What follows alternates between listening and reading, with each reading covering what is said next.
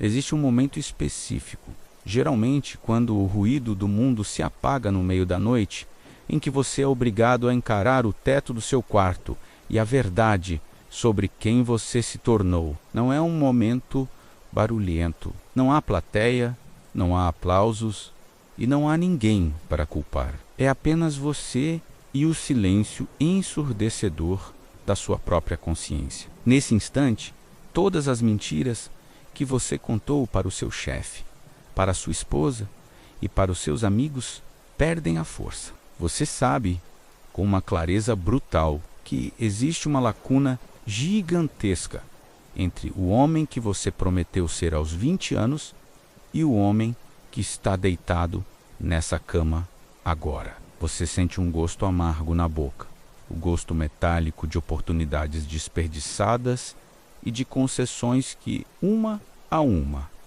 corroeram a estrutura do seu caráter.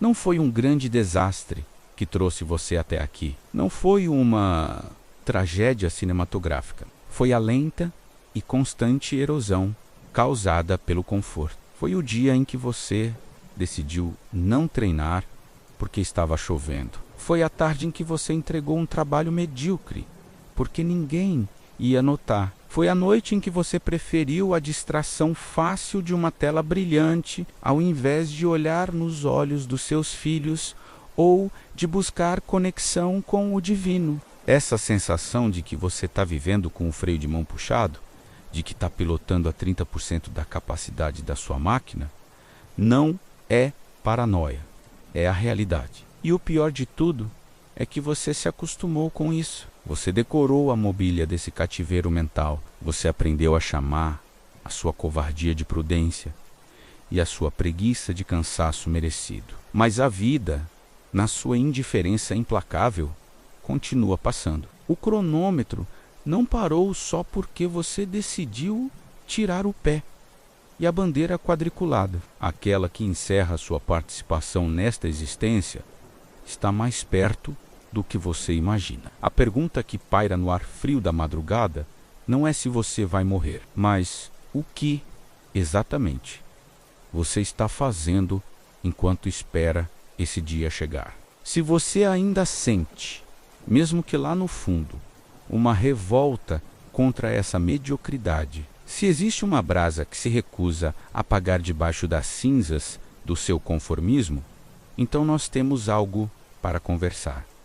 Mas entenda, não estou aqui para motivar você. A motivação é volátil, é como o clima, muda com o vento. Estou aqui para falar de princípios, de âncoras, de verdades que não se dobram diante do seu mau humor ou das suas desculpas. Estamos falando de uma postura diante da vida que exige tudo de você e que, em troca, oferece a única coisa que realmente vale a pena.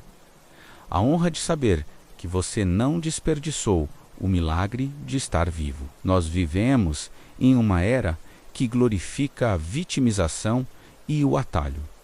Olhe ao seu redor. Homens adultos comportando-se como adolescentes eternos, fugindo de responsabilidades, buscando prazeres imediatos, anestesiando a própria angústia com consumo e entretenimento barato. Eles querem o pódio, mas desprezam o asfalto quente. Eles querem a glória, mas fogem da chuva. Você foi contaminado por isso. É impossível não ser. A cultura moderna é uma fábrica de homens fracos, desenhada para transformar leões em animais domésticos, dóceis e inofensivos. Mas há um caminho diferente, um caminho estreito, solitário e íngreme. O caminho daqueles que entenderam que a vida não é um passeio no parque, mas uma pista de alta velocidade, onde o erro custa caro e a hesitação é fatal. Vamos falar sobre 5 princípios inegociáveis. Princípios que moldaram a mentalidade de quem viveu no limite, não por imprudência, mas por uma busca obsessiva pela própria essência. Não se trata de copiar ninguém, trata-se de acessar uma frequência de existência que está disponível para você, mas que exige um preço que a maioria não está disposta a pagar. O preço de matar o seu velho eu. Antes de avançarmos, preciso que você tome uma decisão prática. O conhecimento sem ação é apenas peso morto no seu cérebro. Se você está disposto a ouvir verdades duras e a parar de negociar com a sua própria fraqueza, quero que você deixe um sinal público de compromisso agora. Escreva nos comentários: eu não negocio meus princípios. Não faça isso pelo algoritmo. Faça isso para ver a sua própria vontade materializada em palavras. É o primeiro passo para sair da inércia. E se você entende que este tipo de conteúdo é um oásis de realidade num deserto de futilidades, deixe o seu like e inscreva-se no canal. Isso é um sinal de que você faz parte da minoria que ainda valoriza a honra e a disciplina. Feito isso, vamos encarar o abismo. O primeiro princípio, e a base de tudo, é a disciplina como uma obrigação moral, não como uma ferramenta de produtividade. Você foi ensinado errado a vida inteira. Disseram a você que disciplina é o que você usa para conseguir coisas, para perder peso, para ganhar dinheiro, para aprender inglês. Trataram a disciplina como um aplicativo que você instala, usa para atingir uma meta e depois desinstala para voltar ao conforto. Isso é uma mentira grotesca. A disciplina não é um meio para um fim. A disciplina é o fim em si mesmo. É a estrutura que mantém a sua alma ereta. Quando você acorda de manhã e o despertador toca, acontece a primeira batalha do dia. De um lado está o conforto, o calor das cobertas, a voz mansa da mediocridade, dizendo só mais 5 minutos. Você trabalhou muito ontem, você merece. Do outro lado está o dever, frio, rígido, silencioso. O dever não se importa se você está cansado. O dever não quer saber se está chovendo lá fora. O dever apenas aponta para o que precisa ser feito. Quem vence essa batalha define quem você será pelo resto do dia. Se você negocia nesses primeiros segundos, você já perdeu. Você ensinou ao seu cérebro que a sua palavra não vale nada, que o seu compromisso é flexível, que o seu conforto é mais importante que a sua missão. Entenda que a falta de disciplina é uma forma de arrogância. Sim, arrogância. Quando você sabe o que deve fazer e não faz, você está dizendo para o universo, para Deus e para a vida que você é especial demais para se submeter à lei do esforço. Você acha que as regras de causa e efeito não se aplicam a você. Você acha que pode plantar preguiça e colher sucesso. Isso é a soberba dos tolos. O homem que vive pelos princípios inegociáveis entende que ele é um servo da sua própria missão. Ele não é dono do seu tempo. Ele é o administrador dele. Muitos homens, na faixa dos 40 anos, olham para trás e sentem um vazio terrível. Eles têm o carro, têm a casa, têm o emprego, mas sentem que são uma fraude. Por quê? Porque sabem, no íntimo, que construíram tudo isso operando no piloto automático, fazendo o mínimo necessário para não serem demitidos, o mínimo necessário para manter o casamento, o mínimo necessário para não infartarem. Eles nunca foram ao limite. Nunca testaram do que são feitos. A disciplina real exige que você busque o limite, não para se exibir, mas para saber quem você é. A chuva é o grande filtro. Na vida, sempre vai chover. A chuva são os problemas financeiros, a doença na família, a crise no mercado, a traição de um sócio. A maioria das pessoas, quando começa a chover, tira o pé do acelerador. Elas buscam abrigo, elas reclamam da falta de aderência. O homem disciplinado ama a chuva, porque ele sabe que é na chuva que a técnica supera a potência. É na dificuldade que o impostor é desmascarado e o verdadeiro piloto aparece. Se você só consegue performar quando as condições são ideais, você não é competente. Você é apenas um sortudo. A disciplina é o que permite que você mantenha a velocidade e a direção quando o mundo inteiro está derrapando ao seu redor. O segundo princípio inegociável é o silêncio como ferramenta de poder e autocontrole. Vivemos na era do ruído. Nunca na história da humanidade houve tanta gente falando, opinando, gritando, se exibindo. O mundo se transformou em uma feira livre de egos, desesperados por atenção. E você, muito provavelmente, foi sugado por isso. Você sente uma necessidade compulsiva de preencher cada segundo de silêncio com alguma coisa. Música, podcast, notícias, redes sociais. Você tem pavor de ficar a sós com os seus próprios pensamentos. Por que esse medo? Porque o silêncio é um espelho implacável. No barulho, você pode se distrair das suas falhas. No barulho, você pode fingir que está progredindo, mas no silêncio, a verdade emerge. No silêncio, você ouve a voz da sua consciência perguntando: é só isso que você tem para oferecer? E para não responder a essa pergunta, você aumenta o volume da distração. Você precisa parar com isso. O homem que não suporta o próprio silêncio é um escravo do ambiente. Qualquer um que grite mais alto controla a sua atenção e, consequentemente, a sua vida. O silêncio estratégico é onde a mágica acontece. Antes da largada, quando o motor já está ligado e a adrenalina está explodindo, existe um momento de calma absoluta dentro do capacete. A viseira baixa e o mundo lá fora deixa de existir. Não importa a torcida, não importam os patrocinadores, não importam os problemas domésticos. Só existe o foco, o túnel. Você precisa aprender a baixar a sua viseira mental. Você precisa criar bolsões de silêncio no seu dia, onde você se blinda contra a histeria coletiva. Observe os fracos. Eles contam tudo para todos. Eles anunciam seus planos antes de começar. Eles precisam de validação externa a cada passo. Olhem para mim. Estou trabalhando. Olhem para mim. Estou na academia. Isso é fraqueza. É vazamento de energia. O homem forte age no escuro. Ele trabalha em silêncio, ele deixa que os resultados façam o barulho por ele. E mesmo quando vence, ele mantém a sobriedade, porque ele sabe que o barulho do aplauso é tão perigoso quanto o barulho das vaias.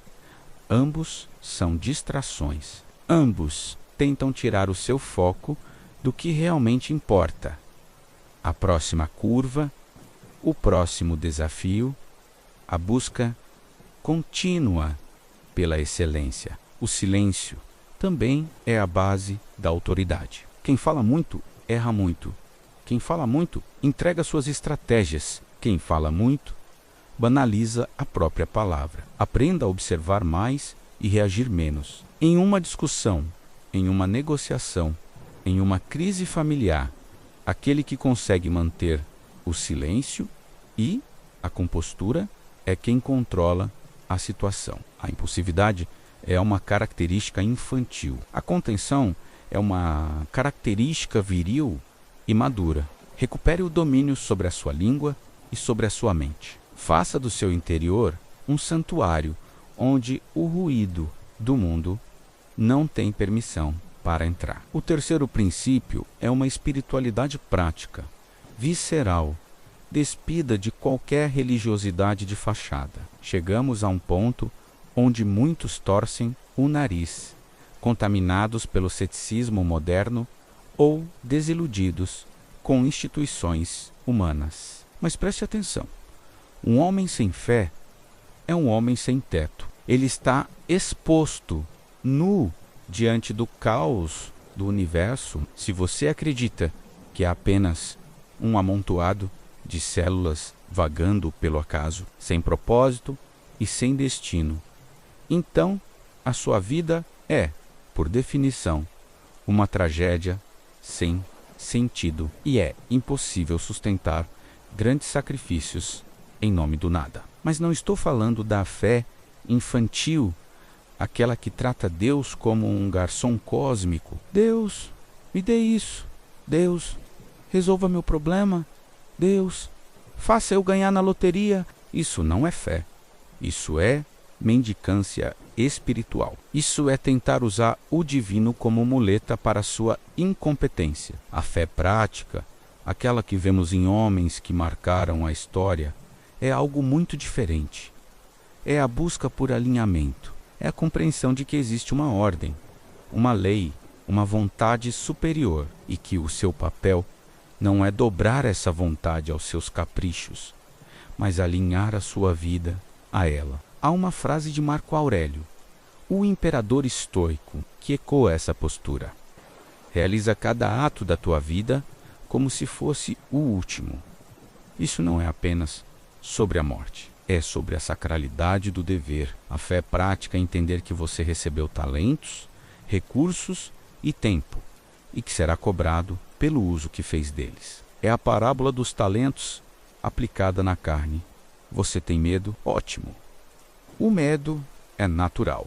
A coragem não é ausência de medo. É a decisão de agir apesar dele, confiando que você não está sozinho no cockpit. Muitas vezes, a fé exige que você entre na curva sem ver a saída. Exige que você acelere onde a lógica humana diz para frear. É aquela intuição que grita no seu peito, contrariando as estatísticas. O homem conectado com o divino tem acesso a uma sabedoria que o intelecto puramente racional não consegue alcançar. Ele lê os sinais. Ele entende que a dificuldade não é um castigo de um Deus sádico, mas um treinamento necessário para forjar o caráter.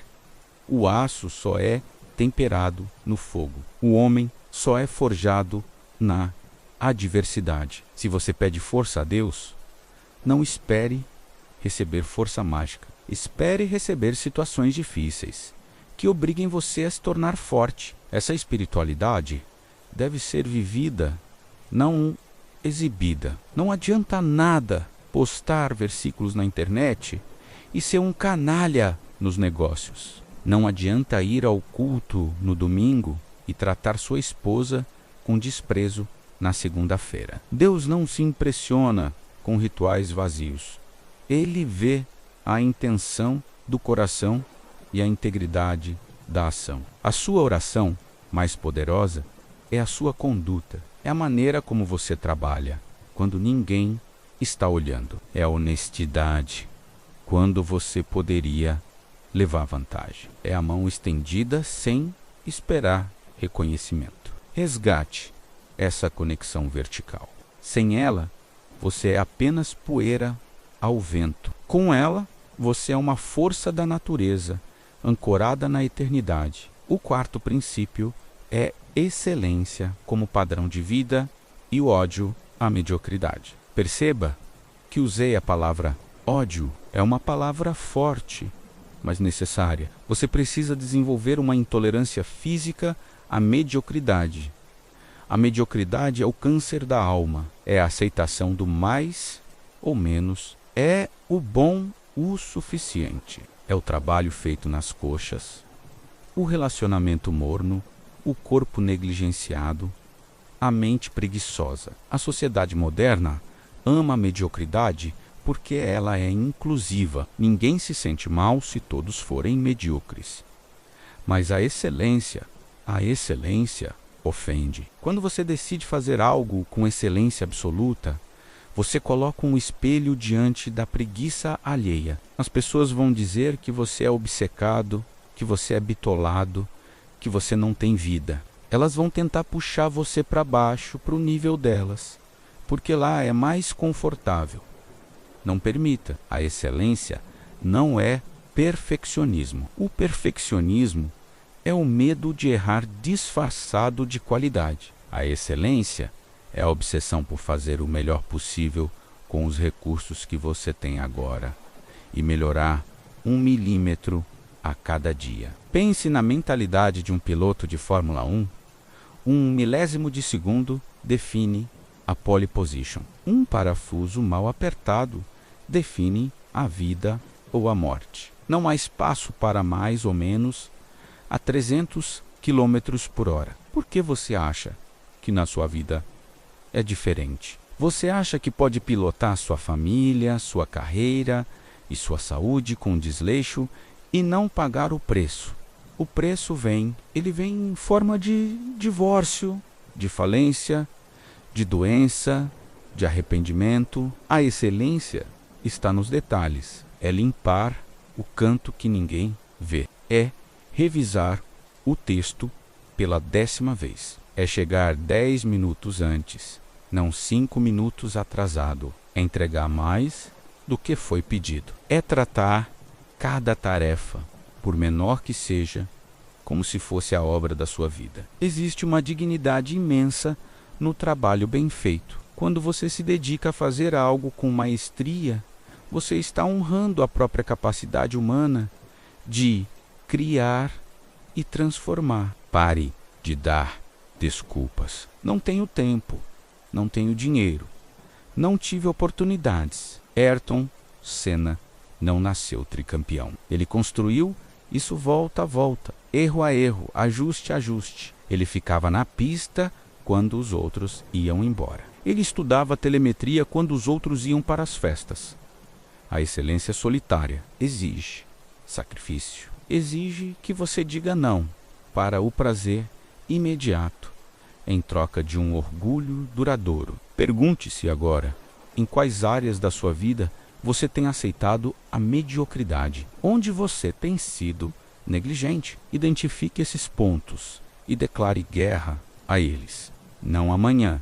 Agora, o 5º princípio, e talvez o que dá sentido a todos os outros, é o legado e a responsabilidade familiar. Vivemos tempos de individualismo patológico. O mundo diz: siga seus sonhos, faça o que te faz feliz, você não deve nada a ninguém. Isso é veneno puro. Você não é uma ilha, você é um elo em uma corrente que se estende por gerações. Atrás de você, há ancestrais que sobreviveram a guerras, fome e pestes para que você estivesse aqui. À sua frente, há filhos, netos ou sobrinhos que olharão para você em busca de referência. Viver apenas para si mesmo é a definição de uma vida pequena e miserável. Um homem que chega aos 50 anos pensando apenas no próprio conforto, no próprio carro, na própria diversão. É um fracasso existencial. Não importa quanto dinheiro tenha no banco. O verdadeiro sucesso de um homem é medido pela estabilidade e pela força daqueles que ele protege e provê. Você tem a obrigação de ser a rocha da sua casa, a obrigação de ser o porto seguro onde sua família ancora quando a tempestade vem. Mas cuidado, provisão não é apenas dinheiro. Muitos homens acham que pagar as contas é o suficiente. Não é. Isso é o básico. O legado que você deixa não é o patrimônio financeiro, que pode ser dilapidado em uma geração. O legado é o modelo de caráter. O que seus filhos aprendem observando você. Eles veem um homem íntegro, disciplinado, forte e gentil? Ou veem um homem estressado, ausente, viciado em telas e moralmente frouxo? As palavras ensinam, mas os exemplos arrastam. Você está imprimindo a sua marca na alma das próximas gerações. Que marca é essa? Amar a família exige sacrifício real. Exige engolir o orgulho, exige paciência quando você está exausto. Exige presença quando você preferia estar sozinho. Exige ser o vilão, às vezes, para impor os limites necessários. A família é o campo de treinamento final do caráter. É fácil ser santo e iluminado sozinho numa montanha. O difícil é manter a virtude no caos do dia a dia, com contas a pagar, crianças chorando e problemas a resolver. É ali que a sua filosofia é testada. Se ela não funciona na terça-feira à noite na sua sala de estar, ela não serve para nada. E se você não tem filhos, a responsabilidade não diminui. O seu legado é a sua comunidade, o seu trabalho, as vidas que você toca. Todo homem adulto deve ser um pai simbólico para o mundo ao seu redor, um protetor da ordem, um defensor da verdade. Senna não tinha filhos biológicos quando partiu, mas deixou um legado que inspirou milhões de filhos espirituais a serem melhores, a lutarem, a terem orgulho de quem são. Ele entendeu que a sua vida não era sobre ele, era sobre algo maior. Era sobre representar uma nação, sobre dar esperança, sobre mostrar que era possível vencer jogando limpo num mundo sujo. Você precisa entender que a morte é certa. Memento mori, lembre-se de que você vai morrer. Isso não é mórbido, é libertador. Quando você aceita a finitude, você para de adiar o importante. Você percebe que não tem tempo para picuinhas, para mágoas, para preguiça. O que vai restar de você quando o motor parar? Apenas o amor que você deu, a verdade que você viveu e o exemplo que você deixou. Todo o resto, troféus, dinheiro, aplausos, vai virar poeira. Construa algo que sobreviva a você. Agora, olhe para esses 5 princípios: disciplina, silêncio, fé prática, excelência e legado. Eles não são opcionais. Eles são os pilares de uma vida que vale a pena ser vivida. Se você tirar um deles, a estrutura fica instável. Se tirar 2, ela colapsa. Você tem operado sem eles. Você tem tentado construir seu castelo na areia das facilidades e do auto-engano. E é por isso que você se sente inseguro, ansioso e perdido. A boa notícia é que não importa o que você fez até hoje. Não importa quantas voltas você desperdiçou rodando na pista, batendo no guardrail ou andando devagar. O passado está morto. Ele não existe mais, exceto como lição. O que existe é o agora. O cockpit está aberto. O motor está ligado. A pista está à sua frente, molhada, perigosa e desafiadora. Você tem uma escolha a fazer neste exato segundo. Você vai continuar sendo um espectador da sua própria vida, assistindo aos dias passarem enquanto reclama da sorte, ou você vai assumir o volante com a pegada firme de quem sabe o que quer e para onde vai. Não espere sentir vontade. A vontade não vai vir. Não espere o momento ideal. O momento ideal não existe. A condição perfeita é um mito para os covardes. Comece onde você está, com o que você tem, do jeito que dar. Mas comece com a intensidade de quem não tem plano B, de quem queimou os navios no porto e só tem uma opção: vencer ou vencer. A vida vai tentar derrubar você. Vai haver injustiça, vai haver dor, vai haver momentos em que você vai querer desistir e chorar. Deixe chorar, mas não pare. Continue acelerando. Continue buscando a fresta, o espaço, a oportunidade. Mantenha a fé inabalável de que, se você fizer a sua parte com integridade absoluta, o resultado final não pertence a você, mas à história. Pare de adiar a sua grandeza. O mundo está desesperado por homens e mulheres de verdade. Pessoas que não se vendem, que não se curvam, que não desistem. Seja essa pessoa. Não pelos outros, mas pela dívida de gratidão que você tem com o Criador que lhe deu o sopro da vida. Honre esse sopro. Transforme a sua existência em uma obra de arte de caráter e coragem. Acabou o tempo de conversa.